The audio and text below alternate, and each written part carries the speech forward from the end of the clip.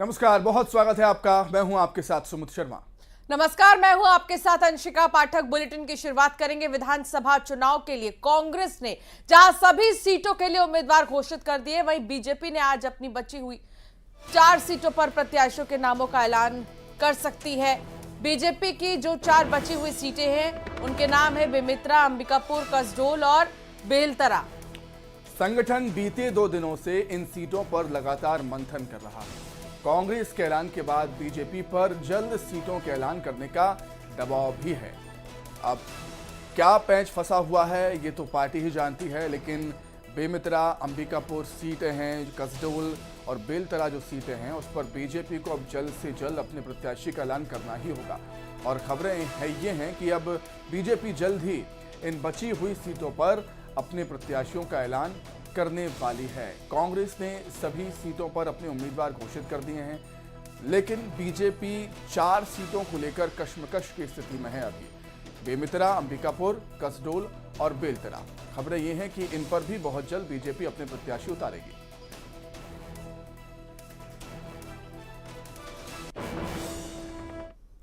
वहीं सीएम भूपेश बघेल के किसान कर्ज माफी की घोषणा के बाद पिछले 2 दिनों से प्रदेश की चुनावी राजनीति इसी मुद्दे के इर्द गिर्द घूम रही है। वन मंत्री मोहम्मद अकबर ने सीएम बघेल के कर्ज माफी की घोषणा को बड़ा ऐलान बताया है। उन्होंने कहा कि बघेल सरकार किसानों के हित में काम कर रही है। साथ ही उन्होंने कहा कांग्रेस का चुनाव घोषणा पत्र जल्द ही जारी किया जाएगा और इस बार हम 75 से ज्यादा सीटें विधानसभा में जीतेंगे। मोहम्मद अकबर ने कहा कि किसान कर्ज माफी पर बीजेपी को बोलने का कोई हक नहीं है। आगे उन्होंने क्या कुछ कहा आपको सुनाते हैं।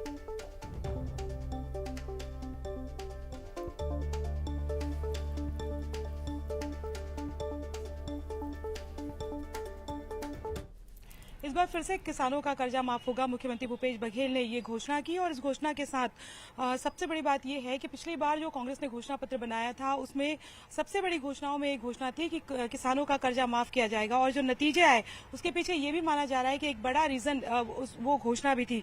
एक बार फिर मुख्यमंत्री भूपेश बघेल ने ये कहा है, सख्ती में ये घोषणा की है।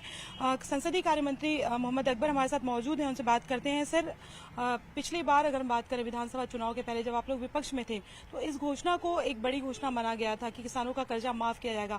दोबारा ये घोषणा की गई है तो क्या मान के चले कि पिछली बार का जो मार्जिन आया है उस मार्जिन को लेकर आप उम्मीद कर रहे हैं? मार्जिन तो कांग्रेस घोषणा कर चुकी है अब की बार 75 पार, और पिछली बार जो कर्जा माफी का घोषणा था वो उसका बहुत अच्छा परिणाम देखने को मिला, क्योंकि ये बहुत बड़ी घोषणा है। और इस बार भी माननीय मुख्यमंत्री जी ने घोषणा जो किया है तो बहुत सार्थक परिणाम इसका आने वाला है। और बहुत सोच समझकर कांग्रेस ने जो अब तक कहा है कि अब की बार 75 पार, मेरे को ऐसा लगता है कि वो हम लक्ष्य को पूरा करेंगे। देखिए, ऐसा है कि जितने भी भारतीय जनता पार्टी के बड़े नेता हैं जिनके पास कृषि भूमि है, सारे लोगों का कर्ज माफ होता है। और अब वो नाम लेने से बोलते हैं कि भाई हमारा अधिकार था तो हो गया, तो नाम सार्वजनिक करने का मतलब नहीं है। लेकिन सभी नेता जो कृषि भूमि धारण करते हैं, एक भी व्यक्ति सामने आके नहीं कहता कि मैं इसका लाभ नहीं लूंगा, सारे लोग लेते हैं। सर, अभी आपने कहा कि नाम सार्वजनिक करने का कोई मतलब नहीं है, तो क्या पॉलिटिक्स में अक्सर कहा जाता है कि बड़े लोगों में आपसी अंडरस्टैंडिंग होती है, क्या एक ये वजह है कांग्रेस नाम क्यों नहीं जाहिर अब कर देती?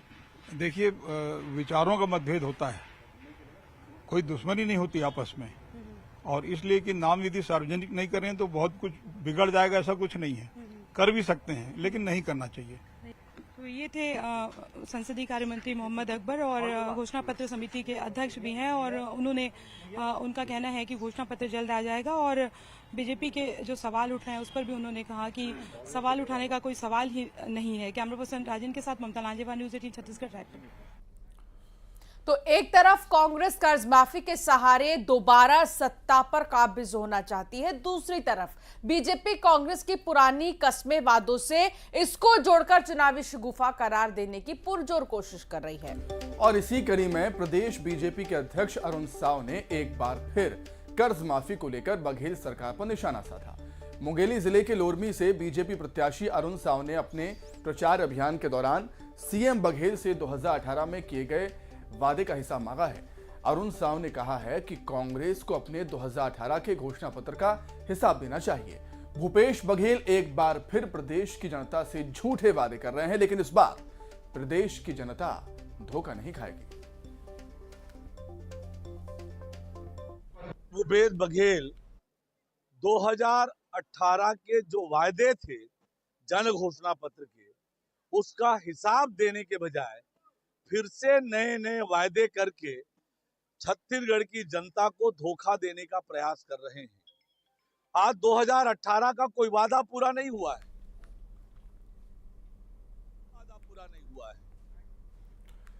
किसान कर्ज माफी को लेकर छिड़ी बहस के बीच कांग्रेस में बगावत बड़ी मुसीबत साबित हो रही है। पार्टी एक दावेदार को मना रही है तो दूसरा रूठ जाता है।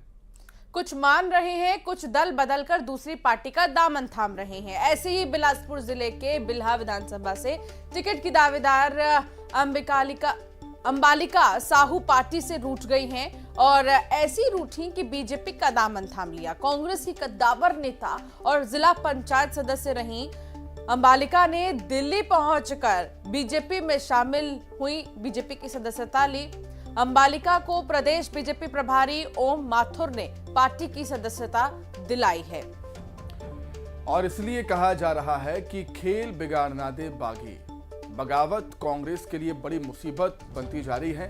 अंबालिका साहू ने कांग्रेस का दामन छोड़कर बीजेपी का दामन यहां पर थाम लिया है। ओम माथुर ने उनको बीजेपी ज्वाइन कराई थी।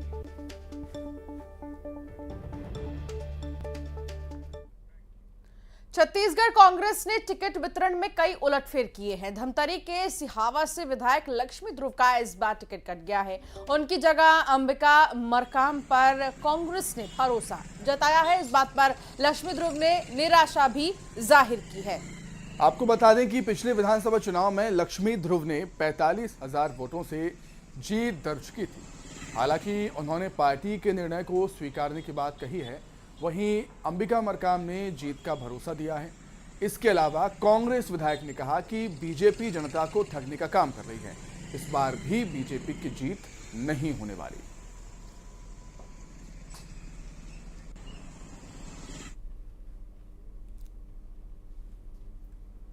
अब देखो, सिटिंग विधायक का तो कभी कटता नहीं है और हारे हुए विधायक को टिकट मिलने पे भी आश्चर्य लगा कि जो हारी हुई है, जनपद हारी हुई है और भारतीय जनता पार्टी की जो कैंडिडेट है श्रवण मरकाम, उससे भी हारी हुई है।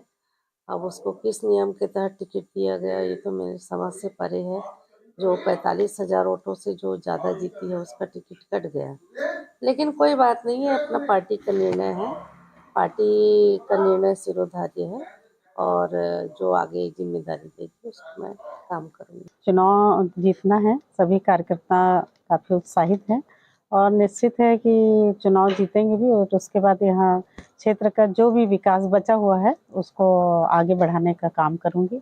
हमारी विधायक जी लक्ष्मी ध्रुव जी ने भी बहुत काम किया है अपने सरकार रहते हुए और जो भी काम अधूरे उन्होंने छोड़ा है उसको जो है आगे मैं करने का प्रयास करूँगी। अंबिका मरकाम जी को कांग्रेस ने टिकट दिया है, कोई चुनौती नहीं है। हम लोग एक तरफा जीत रहे हैं, जनता हमारे साथ है। कांग्रेस ने कुछ भी नहीं किया 5 साल में, लोगों के नज़रों में है और हमने जो 2013 से 18 के बीच में जो काम किया है वो आम जनता के बीच स्पष्ट है। कोई दिक्कत नहीं है, हम लोग भारी बहुमत से जीत रहे हैं। सियासी खबरों के बाद अब बात कुछ और खबरों की कर लेते हैं। सूरजपुर से बड़ी खबर, जहां बस ने बाइक को टक्कर मार दी। बाइक सवार 3 युवकों की मौत हो गई है। रावण दहन देखकर ये घर आ रहे थे तब ये हादसा हुआ। शिवानी खदान के पास की ये पूरी घटना है और बाइक सवार 3 युवकों की मौत हो गई है। रावण दहन देखकर वापस वो घर लौट रहे थे, लेकिन अफसोस बाइक को टक्कर मार दी बस ने और इसमें 3 युवकों की मौत हो गई। ये शिवानी खदान के पास की घटना है और यहाँ पर तीनों की ही ऑन द स्पॉट मौत हो गई।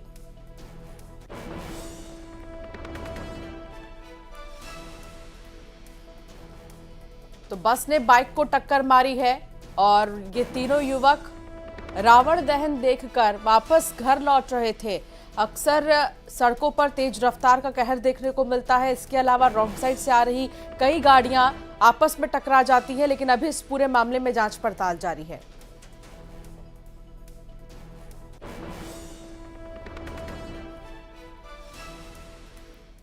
कोरबा से बड़ी खबर आ रही है, जहां 3,75,000 की साइबर ठगी का मामला सामने आया है। क्रेडिट कार्ड बंद कराने के नाम पर ठगी की गई है। लिंक भेजकर ठगी को अंजाम दिया गया है। बालको नगर थाना क्षेत्र में मामला दर्ज हुआ है। मामले की जांच में जुटी हुई है पुलिस। तो साइबर क्राइम लगातार बढ़ते जा रहे हैं और 3,75,000 की साइबर ठगी, क्रेडिट कार्ड बंद कराने के नाम पर ठगी, लालच दिया गया, लिंक भेजी गई और ठगी को अंजाम दिया गया है। बालको नगर थाना में ये मामला दर्ज हुआ और मामले की जांच कर रही है पुलिस। अधिक जानकारी के लिए हम बातचीत करेंगे। संवाददाता अब्दुल असलम जुड़े हुए हैं फोन पर। अब्दुल, क्या कुछ और जानकारी आपके पास? जी, आपको बता दूं कि साइबर ठगों का जो तरीका है ठगी करने का वो लगातार बदलता जा रहा है। पहले साइबर ठग जो है वो पहले ओटीपी मांगा करते थे और अब लिंक भेजकर जिस तरीके से क्रेडिट कार्ड बंद कराने के लिए वो कराया जा रहा था मैकेनिकल इंजीनियर द्वारा, तब वो लिंक उन्हें भेजा गया और जैसे ही लिंक को उसने क्लिक किया वैसे ही 3,75,000 रुपये उनके खाते से कट गए और इस तरीके से ये ठगी का मामला सामने आया है। और जो पीड़ित पक्ष है उसने बालको नगर थाने में शिकायत दर्ज कराई है और मामले की जांच जो है बालको पुलिस कर रही है। ठीक है अब्दुल, बहुत शुक्रिया। तमाम जानकारी के लिए आपका बहुत धन्यवाद। बलरामपुर से खबर, जहां 18 हाथियों के दल में एक हाथी बीमार हो गया है। फॉरेस्ट अधिकारी की निगरानी में इलाज चल रहा है। बालराफ नगर थाना वन परिक्षेत्र में हाथियों ने डेरा डाला है। हाथियों का दल जमकर उत्पात मचा रहा है। कई बार इसकी शिकायत वन विभाग को की गई है, लेकिन बावजूद इसके ग्रामीण परेशान रहते हैं और दहशत में रहते हैं। फॉरेस्ट अधिकारी के निगरानी में अब इलाज लगातार जारी है।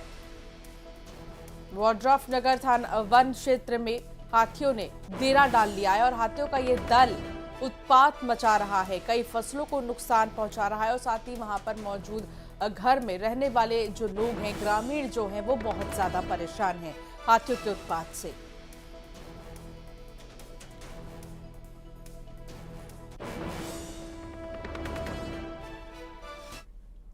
खबर बलरामपुर से, जहां दुकान में आग लग गई है। दुकान में भीषण आग लगी है। आग की चपेट में दुकानदार भी आ गया और लाखों का सामान जलकर राख हो गया है। तस्वीरें आपको दिखा रहे हैं, लाखों का सामान जलकर राख हो गया और इस आग की चपेट में दुकानदार भी आ गया।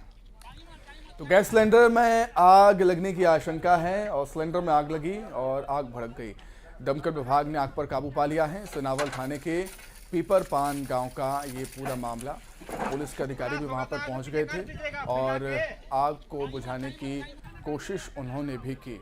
हालांकि आग पर काबू पा लिया गया, लेकिन काफ़ी नुकसान दुकानदार को हुआ और दुकानदार खुद इस आग की चपेट में आ गया था। बताया जा रहा कि सिलेंडर में पहले ब्लास्ट हुआ और ब्लास्ट होने के बाद दुकान में आग लग गई।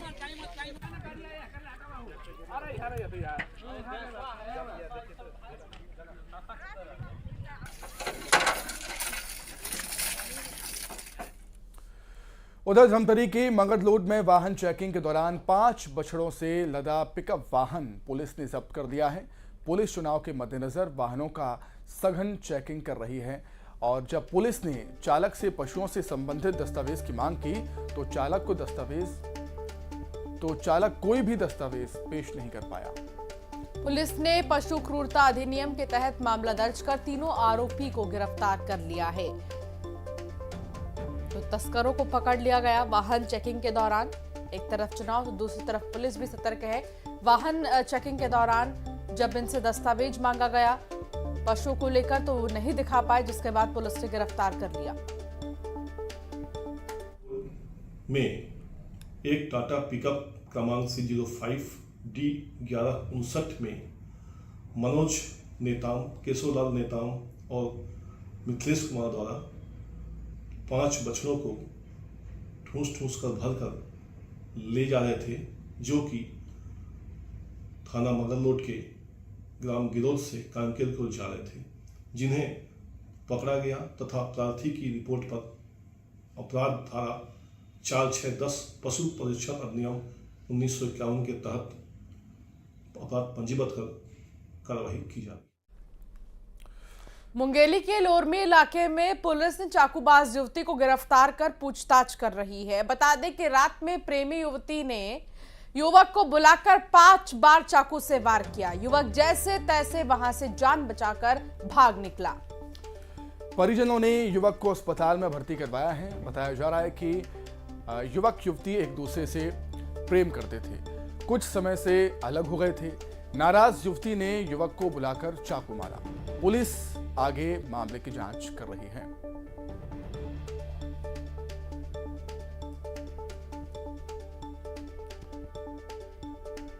तो जब प्रेमी ने प्रेमिका का प्यार ठुकरा दिया तो प्रेमिका गुस्सा हो गई, नाराज हो गई और चाकू से वार कर दिया प्रेमी पर, जिसके बाद घायल प्रेमी को अस्पताल में भर्ती किया गया। हालांकि आरोपी प्रेमिका को पुलिस ने गिरफ्तार कर लिया है और इस पूरे मामले में आगे पूछताछ की जा रही है।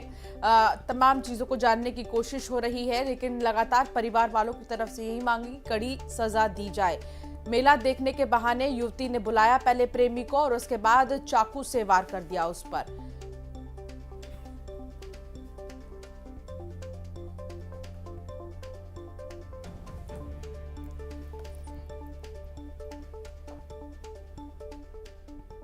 था उसके साथ एक दो लोग से बताया कि मेरे साथ चाकूबाजी घटना हो गई। हमने उसके स्वास्थ्य पर ध्यान रखते हुए उसे हॉस्पिटल रेफर कर दिया, फिर अपराध पंजीबद्ध के विवेचना में लिया। तो इसमें एक महिला की हम लोग गिरफ्तारी की है और जांच में आगे जो भी तथ्य आएगा आपको। तो फिलहाल यहां पर रुकेंगे बहुत छोटे से ब्रेक के लिए, फौरन लौट रहे हैं।